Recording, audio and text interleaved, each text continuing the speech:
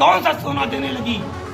ऐसी क्या इमरजेंसी आ गई कि 2 करोड़ की जमीन को 5-7 मिनट बाद 18.5 करोड़ रुपए में खरीदा गया? आज प्रभु श्री राम के नाम पर, भव्य मंदिर निर्माण के नाम पर जिन लोगों ने चंदा दिया, उनकी भावनाओं को गहरी चोट और ठेस। राम जन्मभूमि अयोध्या पर एक बार फिर गरमाई सियासत। विपक्ष का जमीन को लेकर लगातार आरोपों का सिलसिला जारी। आखिर क्यों खरीदी गई 2 करोड़ की जमीन 18 करोड़ की कीमत पर? वजह क्या है 5 मिनट में जमीन के 16.5 करोड़ दाम बढ़ने की?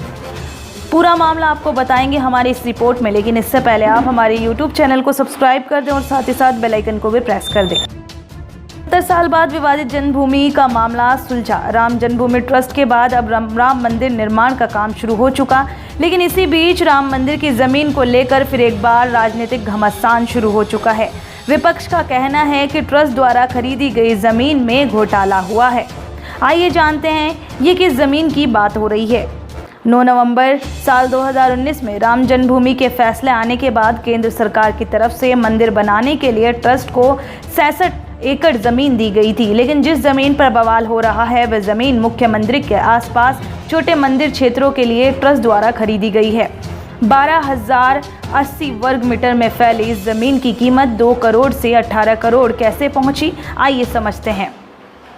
सूत्रों की माने तो ये जमीन हरीश पाठक और सुमन पाठक से साल 2011 में एग्रीमेंट कर सुल्तान अंसारी और उनके प्रॉपर्टी पार्टनर रवि मोहन तिवारी ने खरीदी थी। ये जमीन पहले वक्फ बोर्ड की होने के कारण कुछ लोग ये मानते थे कि ये जमीन नहीं खरीदी बेची जा सकती है, इसीलिए अदालत गए और इसी वजह से सुल्तान अंसारी को बेची गई जमीन का मामला अदालत में जा पहुंचा और साल 2021 में इस पर सुल्तान अंसारी और तिवारी के पक्ष में सुनवाई हुई।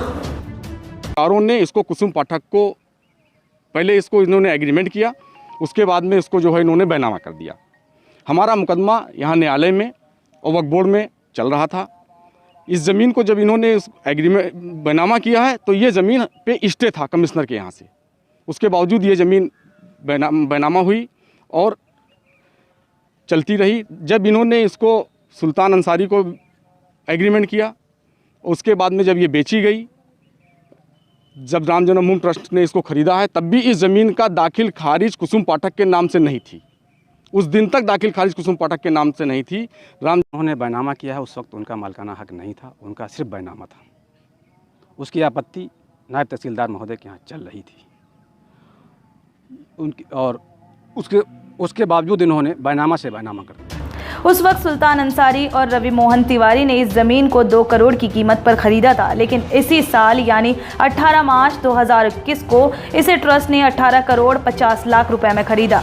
जो माननीय पवन पांडे, तेजनारायण पांडे मंत्री जी ने जो आरोप लगाया है और संजय सिंह ने जो आरोप लगाया है, ये बिल्कुल ही गलत है।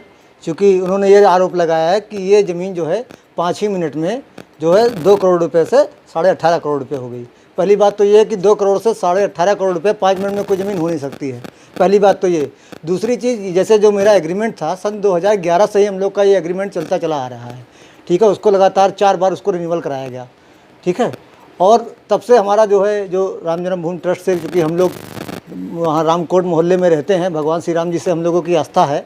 चूँकि ये हमारी ज़मीन बहुत ही बेशकीमती थी, कम से कम 50 करोड़ रुपये की ज़मीन थी, और ये सबकी आस्था को देखते, हम लोगों की भी उसमें आस्था है, तो इसको देखते हुए हम लोगों ने राम जन्मभूमि ट्रस्ट को 18.5 करोड़ में उसको हम लोगों ने सौदा किया। 2011 से 2021 का जो ये अंतराल है, इसमें 11 साल हो गए हैं। राम मंदिर का फैसला इससे पहले नहीं आया था।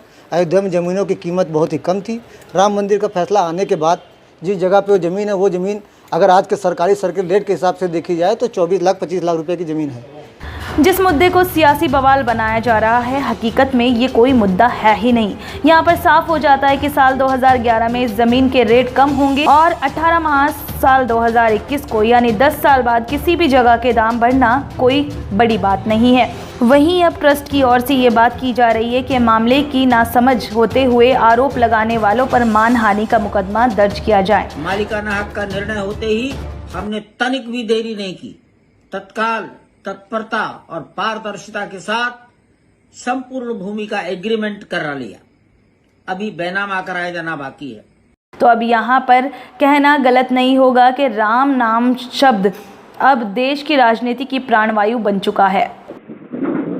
आज प्रभु श्री राम के नाम पर,